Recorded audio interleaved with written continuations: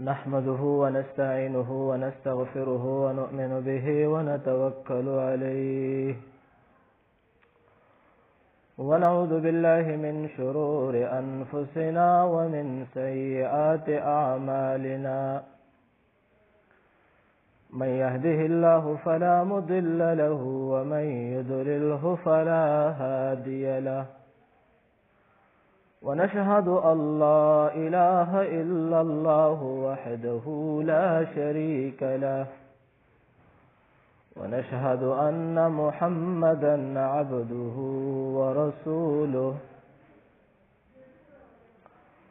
أعوذ بالله من الشيطان الرجيم بسم الله الرحمن الرحيم ألف لام ميم ذلك الكتاب لا ريب فيه هدى للمتقين الذين يؤمنون بالغيب ويقيمون الصلاة ومما رزقناهم ينفقون والذين يؤمنون بما أنزل إليك وما أنزل من قبلك وبالآخرة هم يوقنون إن الله وملائكته يصلون على النبي يا أيها الذين آمنوا صلوا عليه وسلموا تسليما كما ورد البجمع عند الشريف اللهم صل على محمد وعلى آل محمد كما صليت على إبراهيم وعلى آل إبراهيم إنك حميد مجيد اللهم بارك على محمد وعلى آل محمد كما باركت على إبراهيم وعلى آل إبراهيم إنك حميد مجيد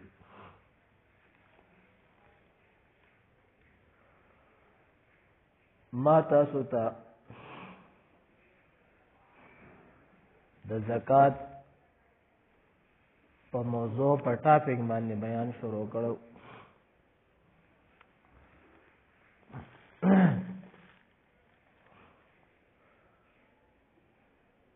نو ان شاء الله کله مونږ تاسو له جن را نصیب کو نو داومه جمعه به ان شاء الله هم مونږه د زکات په موضوع باندې بیان کوو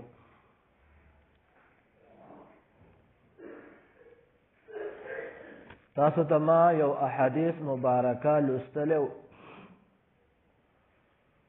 او تر اوسه پورې د هغه حدیث مبارکه تشریح روانه ده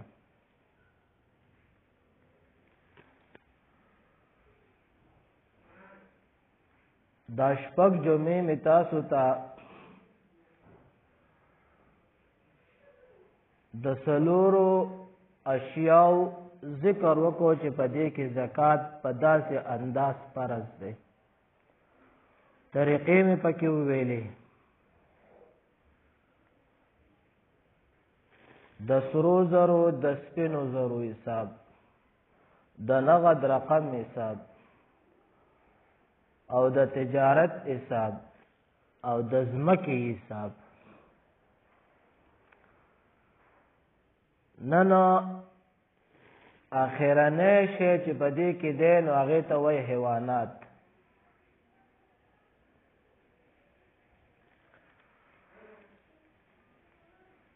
تاسو ته ما احادیث لوستلی او چې په پنځو شیزونو کې زکات فرض دی نو پنځو نه اخرنی قسم حیوانات دي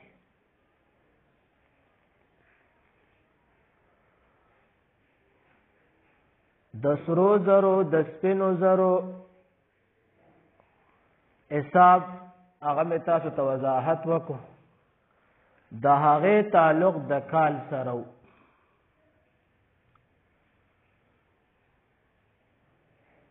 خپل مقدار مې د ذکر کو چې دې مقدار ته د حساب ورسیږي په نغد رقم کې می حساب ذکر کو داغه تعلق هم د کال سره د تجارت مال می د ذکر کو د تجارت مال هم د کال سره ده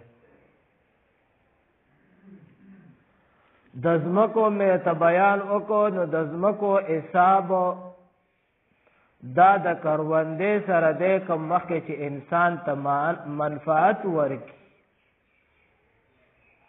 د دې تعلق د کال سره نشتا او نه د سیزن سره شتا د دې تعلق د منفعت سره د کوم وخت چې منفعت ورکړي انسان له زکات په خپل طریقو ذکر دي طرق اسلام کې دې ته عشر وایي هغه مې د وضاحت وکړو چې شلمه او لسمه نن پنځم اشیاء ته ذکر کوم تاسو ته ذکر کوم چې هغه ته وای حیوانات د دې تعلق د عادت سره دی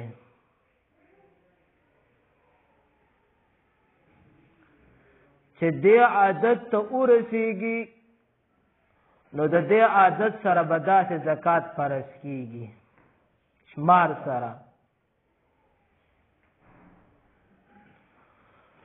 د په حیواناتو کې قسمونه دي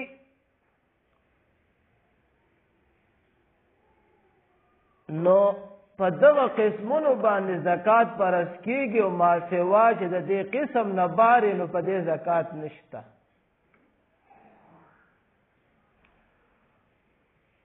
او به په حیواناتو کې په خاص قسم حیواناتو باندې زکات فرض ده چې معاشره کې مونږ او تاسو نن په هغه باندې قرباني کو د قرباني په سارو د قرباني د ساروی نه علاوه په نور حیواناتو زکات نشته زنګلی زناور ده هرن وغیرہ په دې باندې زکات نشته چې هر څومره در سره میدان ته رالل خو په یو شرط پکې دا ده چې د تجارت په بنا نه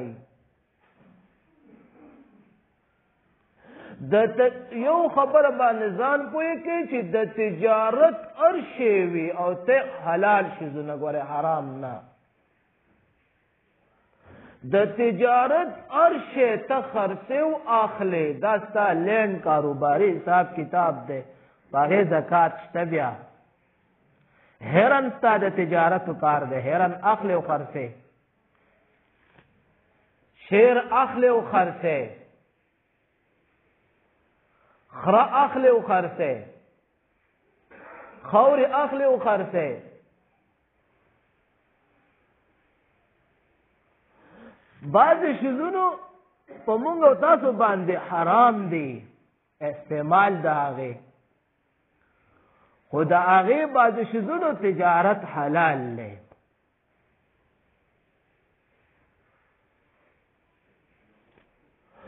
دو شیزونه داسې دي شراب او خنزیر صرف دا دو شیزونه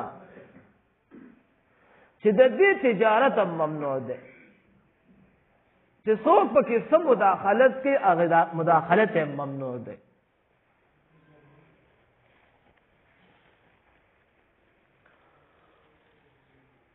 نور بعض شیزونه داسې دي د خرو غوښه په انسان باندې حرامه ده نه شي خوړلی خو تجارت جایز ده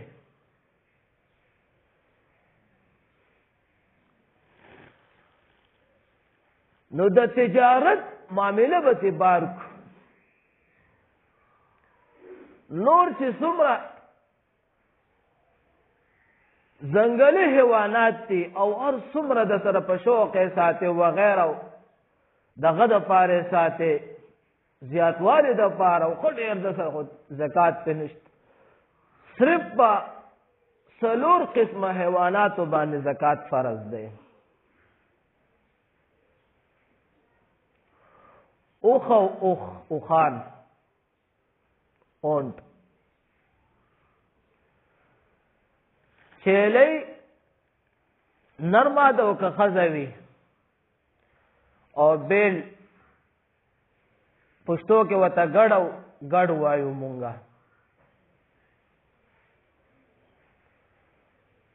دا دواړه په یو قسم حیوان کې شمارل کېږي. دریم نمبر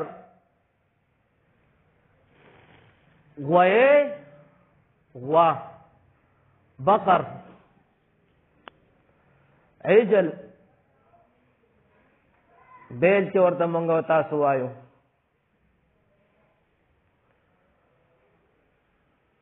میخ او سانډا بینس نو دې قسمه حیواناتو کې زکات فرض ده.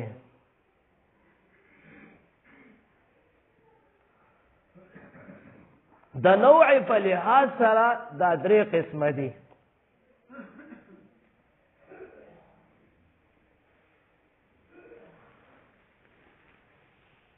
نو دې درې قسمه حیواناتو کې زکات فرض ده خو طرق بدل لی لارې بدلې دي. د هغه قسمه حیوانات دي چې په دې قسمه حیواناتو کې کم حیوانات صائمه ورته په عربی کې وایي صائمه حیوانات. اکثر مدت دا حیوانات په ځنګلو کې سریږي ستا ورسره مشقت کم دی.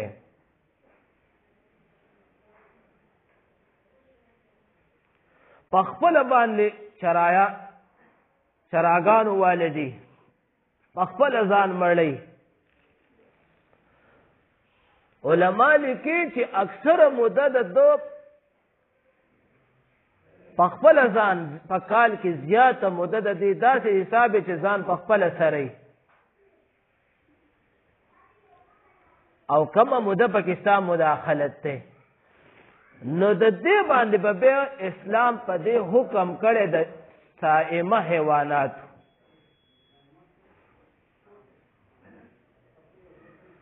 نو بیا په دې کې درې قسمه حیوانات دي.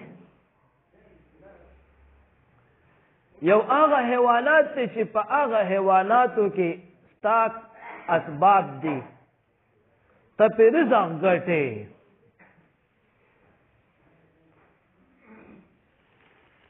او خان نن زمانه کې خلق د بار د پاره اخلي بارونه پې کوي لین دین پې کوي. د افغانستان ایران په دې بارډرو باندې د حساب کتاب ډېر دی.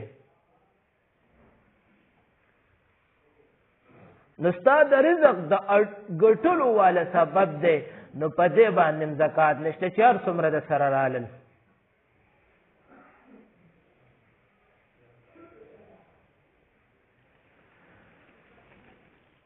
دویم قسم بیا په دې کې هغه حیوانات دي چې تا ځان د دغه دپاره ساتلی دي. دود دې اخلي د اطرافو کې هم دا ډېر استعمالیږي. د افغانستان کې رمي اوس هم د پاکستان کې بعضې خلکو سره دا چرایانو کې ګرځي کړي ورسره ګرځي.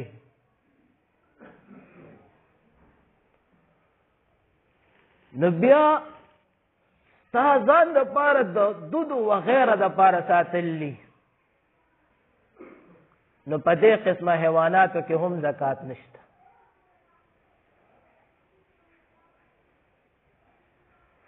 یو قسم حیوان دی چې هغې ته مونږ او تاسو وایو د زیاتوالي دپاره دې ساتلی چې ډېرېږي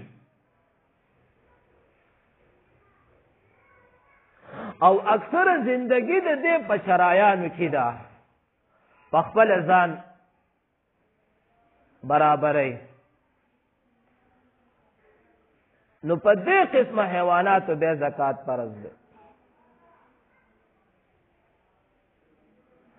او که چېرې ستا په مشقت په لحاظ سره داسې حیوان دی حیوانات دی چې ته ساتې او ستا مشقت پکې زیات دی د کال په اکثره حصه کې ستا مشقت زیات دی صائمه دي ال څومره حیوانات دي تا سره راغلل زکات پکې نشته.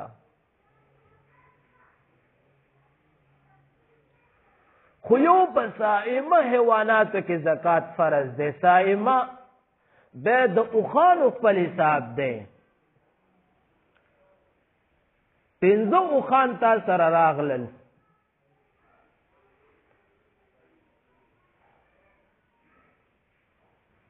15 اوښان تا سره راغله، نو د 15 اوښانو نه به بیا ته زکات دا اوس په عدد سره دي. 15 اوښان تا سره برابر شول، نو د دې نه به بیا یو چیلی یا بکری وغیره یو کال والا به تې ورکوې چې د کال نه کم لئ. همدغه شانتې دا اوښان 10 اوښانو ته ورسېدل، نو بیا به تې 2 ورکوې. 2 چیلي یا هغه به ورکوې، که نر ماده ورکوې او که ښځه ماده ورکوې، دا شرط پکې نشته چې کم ماده ورکوې. 15 ته ورسېدل، نو 3 چیلي یا 3 ګډان وغیره ګړې دا به ورکوې.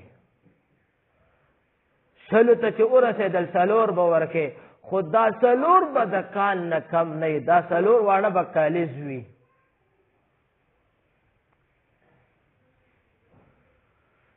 پنځویشتو اوښانو ته ورسېدل، نو بیا به چیلي میلي وغیره نه ورکوې، بیا به یو اوښ ورکوې یا اوښه. نو دا به یو کلیز برابر وي، د کلیز نه به ښکته نه وي. بیا چې 35 ته ورسېدل سم پکې نشته، خو چې 36 شول، نو 2 کلیز اوښه به بیا یا اوښ یا اوښه ورکوې. دغه شانتې 46 پورې زه نشته، خو چې 47 شول 3 کلیز یو اوښ ورکوې، 3 نه 3 کلیز. دغه شانتې د دې خپل دا لوی سبق دی.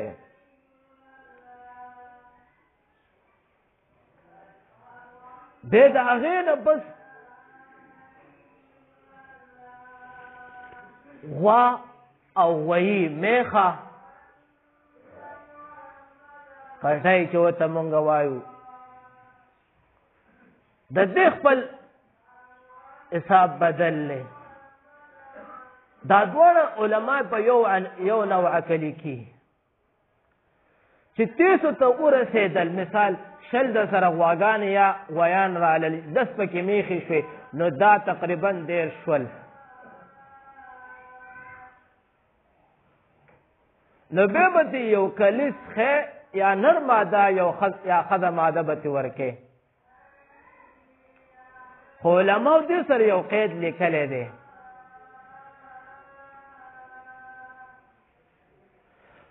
کوم وخت کې چې دا په دې باندې اکثر د څه شي زیات و، غوایان کم دي او دا بیلس ماده پکې زیاته ده،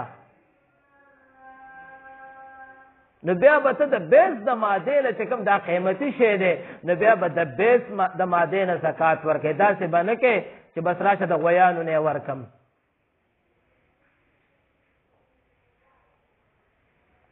بیا علماو لیکلي دي چې کله دا دواړه هم برابر وي، هم مثل برابر وي، 15 پکې میخې دی او 15 پکې دا نور حساب دی،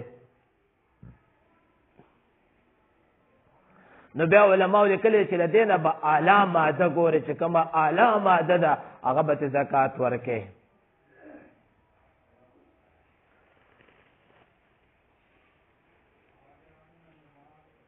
خو چې په دې حیواناتو کې کومه ماده زیاته وه هغه ماده به ته زکات ورکوې. کم قسم بیا علماو لیکلي دي چې په دا خو د دین غوا او د غوایي د دغې مادې حساب شو.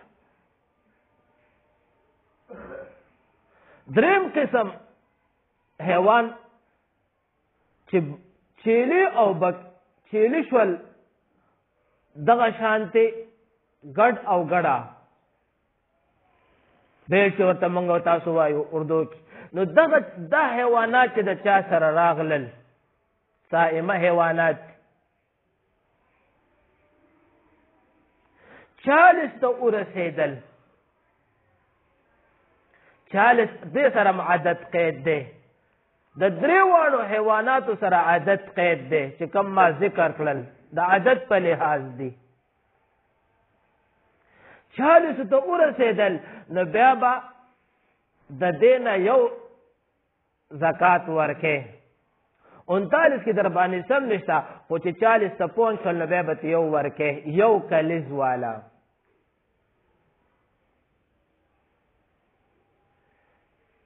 یا دې کې چیلی زیات سي نر ماده او که ښځه ماده نو په هغې لحاظ سره به دا ورکې. او که چېرې دا نور حساب پکې زیات دی نو هغه ګډ وګډ وغیره نو بیا به دغې مادې نه زکات ورکې. او که برابر دی نو اعلی به پکې ورکې چې کم اعلی د قیمت په لحاظ سره. دغه شان چې 120 پورې ورسېدل څه پکې نشته. 119 ته ورسېدل څه پکې نشته خو چې 120 شول نو بیا به ترې 2 ورکې. تر 200 199 پورې پکې څه نشته خو چې 200 ته پوه شول نو بیا به ترې 3 ورکې. همدغه شانتې تر 399 پورې پکې څه نشته خو چې 400 ته پوه شول بیا به ترې 3 ورکې. 400 پورې بیا 4 دي.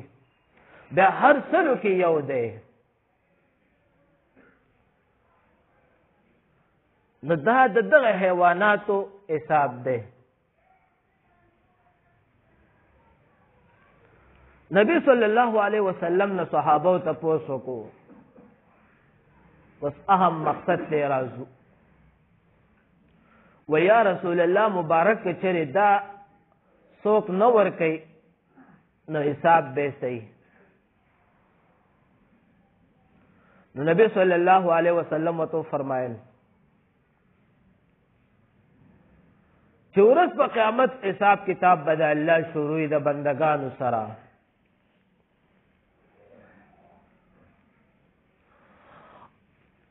دا بنده د الله چې څوک دا زکات د دې شي نه ورکوي نو دا به الله په دې ځمکه ورته سملولی. او چې کوم شي زکات یې نه دی ورکلی نو دا به د دې په دې سینه باندې د بره ګرځي.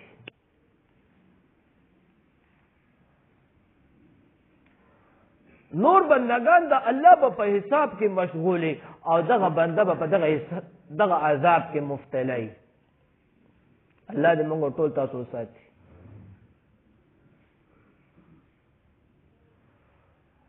نو چې څوک د دغه نه زکات دې حالاتو ته ورسېږي او زکات نه ورکوي نو دا به په دغه مسله کې مبتلا.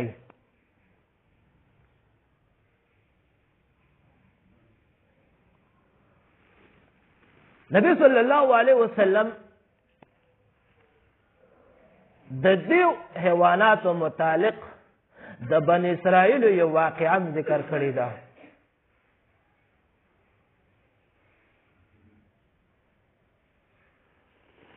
او دا د اسکول په دې حدیث مبارک ته بخاری کې د مختلف احادیث مبارکو کې ذکر شوی کتابونه کې خو د دې اسکول د ماشومانو په دې کتاب کې مراوړی.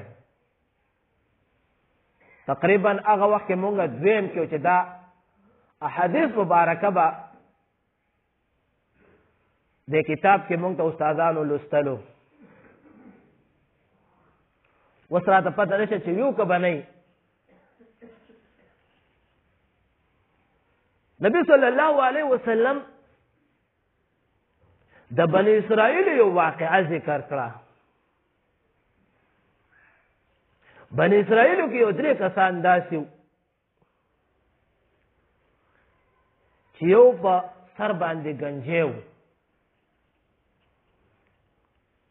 او یو ابرس مرض واله و او یو نابینا و لوند و په سترګو. نو الله ولا یو فرشته امتحان لراولېږله.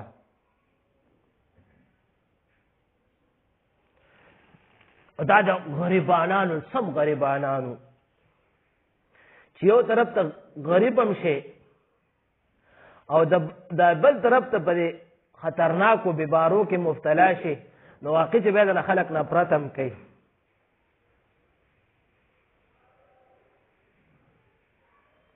چې دا مال حال دولت ته در سره نن زمانه کې خدا ټول حساب کتاب د عزت زمونږ په معاشره کې عزت مونږ هغه شي د پاره وایو چې چا سره مال حالي اکه په حرام او که په حلالي. هم منصب مونږ هغه چاته وایو هم منصب عزتدار و دا لوی خاندان واله دی چې مال حال ورسره زیات ښایسته کور یې خانداني سړی دی حالان کې د هغې خاندان به سپري. خیر الله رب العزت دا خانداني منصب چې کم دی دا قرآن کریم کې الله وایي چې دا ما ستاسو د شپږمشتمه سپاره کې وایي دا ستاسو د پہچان دپاره ما پیدا کړلی. بهترین انسان الله ته څوک دی؟ ان اکرمکم عند الله اتقاکم. بهترین انسان الله ته هغه دی چې الله نه ویریږي دا الله د رسول په زندګۍ رواني دا الله ته محبوب دی. ټیم راته نشته خو دو خبرې ته کوم خیر لازمي دي دا واقع و بیا بله جمعه کې انشاءالله وویم.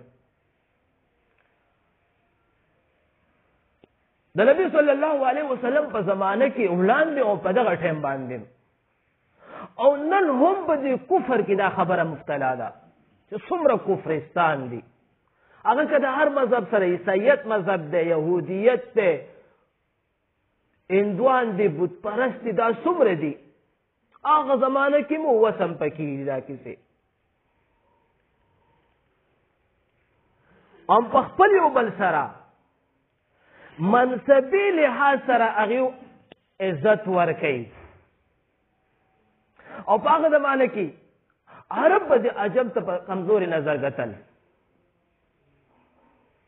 نبی صلی الله علیه وسلم چې دنیا ته تشریف راوړو پهله رد په خبرو وکړ څه لا فضیلة بالعربي والعجمي فضیلت نشته د عربي په عجمي او نه د عجمي په عربي ولا للاسود ولا الاحمر نه په تور په سپین نه سپین په تور. علماء سره بعض الفاظ ذکر کوي د مالدار د غنا په فقر د فقر په غنا الا بالتقوى سوي اخره کې الا بالتقوى چې چا کې پرهیزګاری.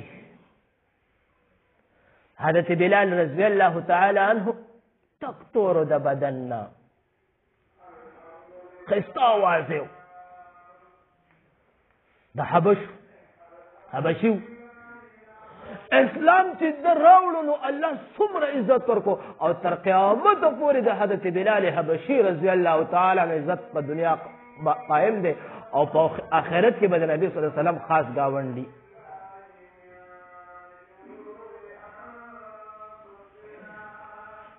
د اسلام په وجه باندې زما او ستا په زړه کې د حضرت بلال رضی الله تعالی عنه محبت پروت. نو انشاءالله آینده جمعه به ته بیا د یو څو خبرې پاتې شوې به ته د دې وضاحت کوم. الله دې موږ تاسو له د الله او د الله د رسول د اتباع زندګي را نصیب. واخر دعوانا الحمد لله رب العالمين.